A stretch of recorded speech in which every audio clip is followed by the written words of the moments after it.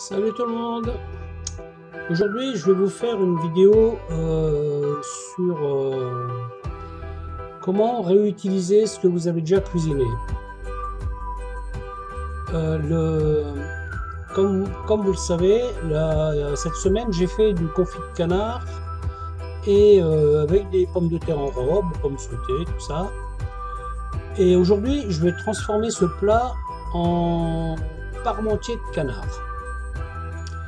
Donc ce que vous voyez là, en fait c'est plutôt simple, hein. Je prends une boîte de sauce, une boîte de tomates en cubes, j'y mets du poivron, de l'ail, de l'échalote et je vais faire réduire tout ça.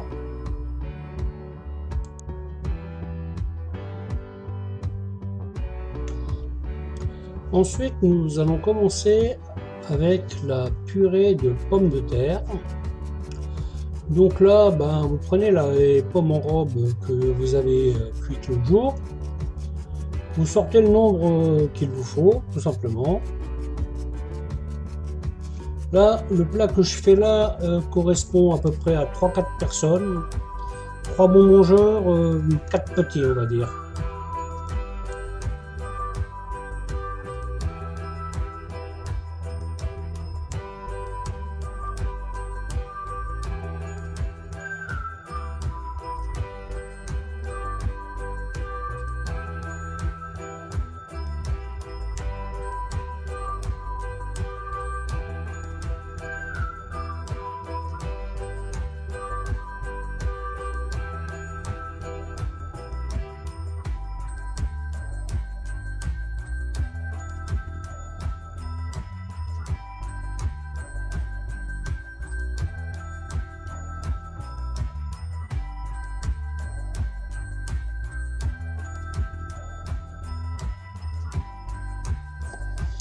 Voilà, donc tranquillement vous les coupez en morceaux dans votre casserole.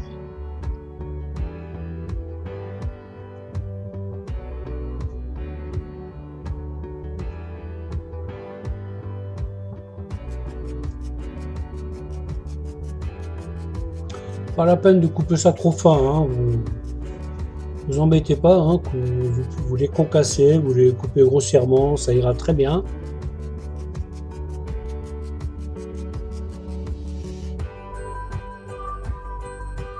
Voilà.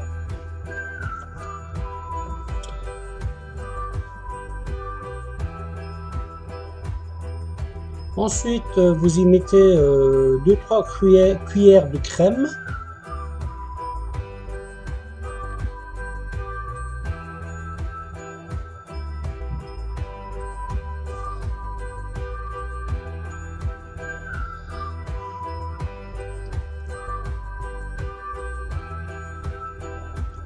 Une petite noix de beurre, je dirais à vue de nez 30 grammes.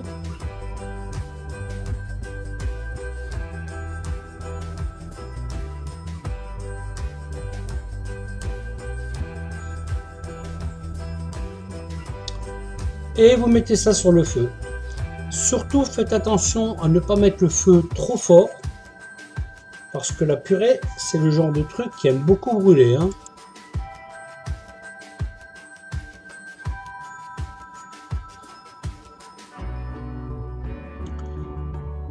Ensuite, nous allons nous occuper de la cuisse de canard.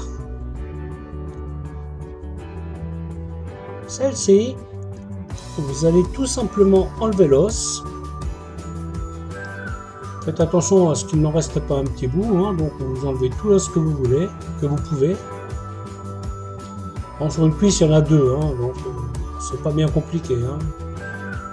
Des fois, vous avez un petit bout de la carcasse qui reste accrochée, mais pas avec le canard.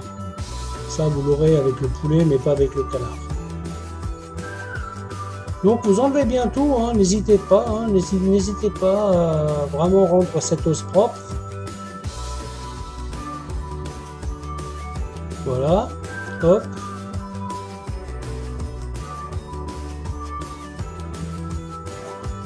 Ce plat là vous pouvez le faire avec d'autres viandes, hein. Bon là j'utilise le confit parce que il me restait du confit, mais si vous avez du rôti de bœuf, si vous avez des blanquettes de veau, si vous avez... vous savez, c'est un petit reste qui est là dans votre frigo, vous savez pas trop ce que vous voulez faire avec. Alors, voilà quoi, je veux dire, c'est dommage de tout jeter, hein, donc vous prenez votre blanquette, vous séparez la sauce, vous récupérez viande et légumes, vous concassez ça grossièrement. Ensuite, vous faites votre purée, vous faites exactement la même chose, hein, et une fois que vous avez mis votre viande, ben vous rajoutez la sauce par-dessus, et ça ira parfaitement en fait, hein, c'est... Faites avec du poulet, c'est vraiment un plat que vous pouvez faire avec n'importe quelle viande. La seule chose, c'est penser à couper la viande en petits cubes. Vous voyez, moi je la coupe tout petit. Hein. Une fois que je les coupe en lanières, j'y donne un petit coup de hachoir pour qu'elle soit encore plus fine. Mais je fais quand même attention à ce que ma viande soit un peu, enfin ils appellent ça un effiloché. Donc là, ça sera pas un effiloché. Hein. Parce que pour faire un effiloché, il faut archi-cuire la viande hein, pour qu'elle tombe en miettes toute seule. Et c'est à partir de ce stade que vous pouvez appeler une viande effilochée. Là, ce que nous on fait, c'est vraiment, on coupe la viande en petits.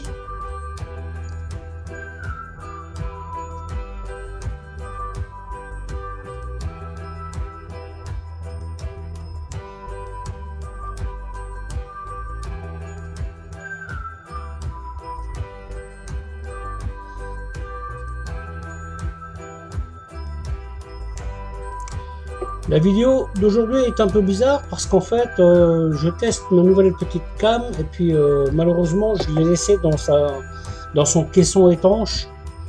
Donc tout ce que je vous ai dit en travaillant malheureusement a disparu. Hein. Donc je vous fais la voix off. Hein. Donc voilà, vous prenez un gros couteau et vous donnez un petit coup de hachoir là-dessus. Hein, pas besoin de faire de la bouillie, mais vous faites en sorte que la viande soit, voilà, qu'elle soit plus ou moins concassée, quoi. Hein. Ça sera plus agréable à manger si vous faites comme ça. Hein.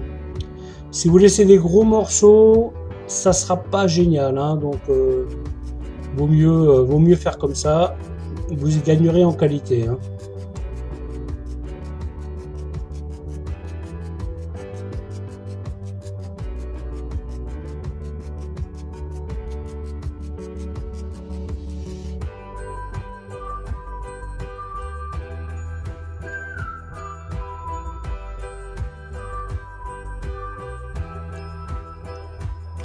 Donc voilà, le moment est venu de s'occuper de la purée, donc qui a cuit un peu, hein, parce que bon, quand je cuis des pommes en robe, elles restent un peu fermes. C'est un choix. Et maintenant, il faut la concasser, la réduire en purée. Bien entendu, ben, il faut l'assaisonner. Hein, donc là, vous avez mon petit sel magique qui va bien. La noix de muscade. Indispensable ce qui me concerne dans une purée, et vous y mettez un peu de lait. Faites attention au liquide, hein. Il vaut mieux mettre petit à petit pour que vous gardiez la bonne consistance, hein, parce qu'une purée trop liquide n'est pas vraiment idéale pour faire un hachis parmentier. À moins que vous avez envie de le manger en soupe, ça vous pouvez faire, mais bon, ça s'appelle plus un hachis parmentier. Bien entendu, la tomate que vous avez sur le feu, bah, vous l'oubliez pas. Hein. Et donc là, je vous sors mon presse-purée high-tech. Celui-là, il tombe jamais en panne. Hein. Et vous concassez la purée. Alors quand je fais les purées, en général, surtout avec les pommes de terre fraîches, pour moi, c'est pas une nécessité qu'elle soit fine en fait, vous voyez. Si elle est un peu, sous forme concassée, moi ça me va bien. Hein. Je préfère, au moins vous voyez qu'il y a des pommes de terre dedans. Hein.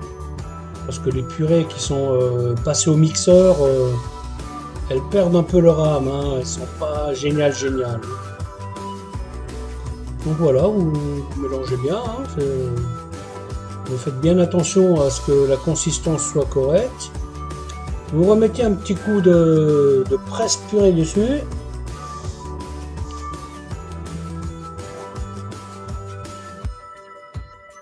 Voilà, toc toc toc. Hein.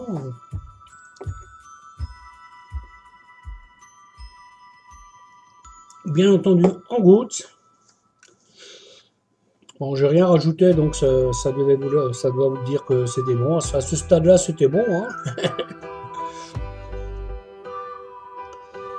La vidéo d'aujourd'hui est un peu particulière. Hein. Je rajoute le son à la fin parce que bon, j'ai testé ma petite cam et puis voilà, j'ai fait un choix que j'aurais pas dû faire. Je me suis dit, tiens, je vais le laisser dans le caisson étanche, mais en fait, non. Alors, comme vous avez pu le constater, j'ai changé de plat. Hein. Mon petit plat rond, je l'ai rongé parce que je me suis dit qu'il faisait peut-être un peu short. Hein. Donc, à ce stade, ce que vous allez faire, vous allez diviser votre masse par 3. Vous allez mettre un tiers au fond. Donc, vous voyez ce que je suis en train de faire. Hein, donc vous l'étalez correctement, hein, que ce soit bien, que ce soit homogène.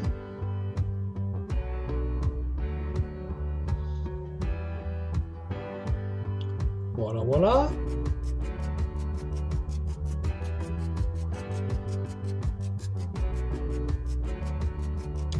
C'est plus simple parce que, en fait, vous verrez que la partie supérieure en purée est plus compliquée à mettre. Donc, si vous en avez plus, c'est mieux. Parce que si vous faites moitié-moitié, vous risquez d'être embêté pour mettre la partie supérieure. Donc là, voilà, je mets le canard.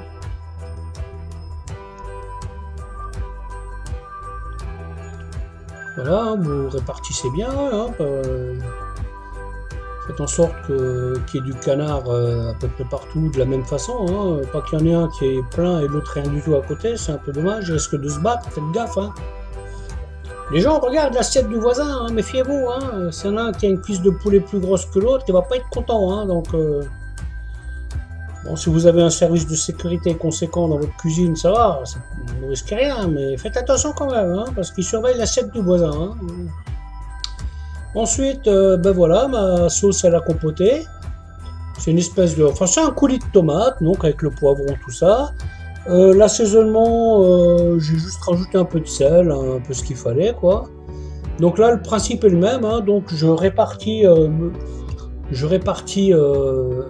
là, je fais moite-moite à peu près, hein, je garde la moitié, parce que j'aime bien mettre une partie au-dessus, en fait. Donc là, pareil, hein, j'étale bien, qu'il y en ait partout, hein, faut pas... Et en fait, la qualité de votre plat, elle se fait un peu à ce moment-là, hein, au moment de la répartition. Hein. Alors je vous conseille d'éviter les hachis parmentiers sans sauce, moi je vous conseille de les éviter, parce que franchement, c'est les étouffes chrétiens, ces trucs-là, c'est pas bon. Mettez-en un petit coulis de tomate, un petit truc sympa, vous voyez, voilà, et vous verrez au goût, hein, vous n'êtes pas obligé de rajouter rien après, hein, c'est juste comme il faut en fait. Parce que les gens qui vous mettent de la viande hachée sèche dans un hachis parmentier, je sais pas comment ils font pour manger ça. Hein. Et donc là, moi je vais mettre du fromage, hein, donc là vous vous compliquez pas la vie, hein, vous avez du fromage à pizza dans votre frigo, ben, vous mettez ça. Moi il se trouve que j'ai de la mozzarella en cube, il se trouve que j'ai du cheddar en julienne. Voilà, moi je prends ce que j'ai. Hein, si j'avais eu du gruyère, j'aurais mis du gruyère, ça c'est pas un problème en soi. Mais j'aime bien mettre du fromage au milieu en fait. Parce qu'en fait le fromage en fondant va un peu lier le tout. Vous voyez, il va servir un peu à ce que tout soit homogène en fait, enfin adhère. Hein, qu'il n'y ait pas une couche de sauce, une couche de purée, une couche de sauce, une couche de purée. Donc là, le fromage en fondant va vraiment faire en sorte que ça fasse un. Et là, vous noterez que plutôt que de mettre un gros tas de purée en une fois, ben, je vais mettre plein de mini tas. L'avantage de faire comme ça, c'est que, en fait, là, c'est la partie la plus compliquée, en fait, parce que vu que en dessous, vous n'avez pas d'adhérence, cette purée-là, vous la posez sur de la sauce. Donc, si vous commencez à vouloir étaler ça, vous allez étaler la sauce avec. Je peux vous garantir que vous allez faire un... Enfin, ça sera pas mauvais non plus, hein, je veux dire. Et quand vous faites ça pour des invités, l'idée c'est quand même qu'il y ait des couches séparées, hein, parce que s'il y a tout qui se mélange, hein, ça va pas être génial. Hein. Donc prenez votre temps, faites plein de les petits mini tas comme ça, pop pop pop. Voilà, vous videz bien votre casserole, faites en sorte qu'il y ait de la purée à peu près partout, comme ça, mais que avec des mini-tas.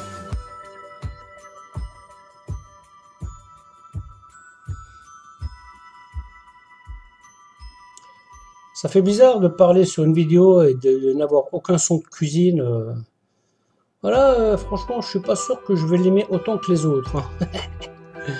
Parce que là, ça reste un peu impersonnel, on va dire. Donc à ce stade, voilà, plutôt que de mettre un gros coup de spatule, bah, vous mettez plein de mini-coups. Pop, pop, pop, pop, pop, tac, tac, tac. Hein. Vous lissez comme ça, vous voyez ce que je fais, hein. Je suis pas en train d'essayer d'étaler une masse. Hein.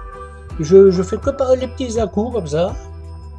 Voilà, et après, voilà, après c'est beaucoup plus facile. Hein. Donc là déjà, je sais pas si vous vous rendez compte du travail que ça représente de faire ça pour 400 personnes. Je peux vous dire que vous êtes content quand vous les avez au four. Hein.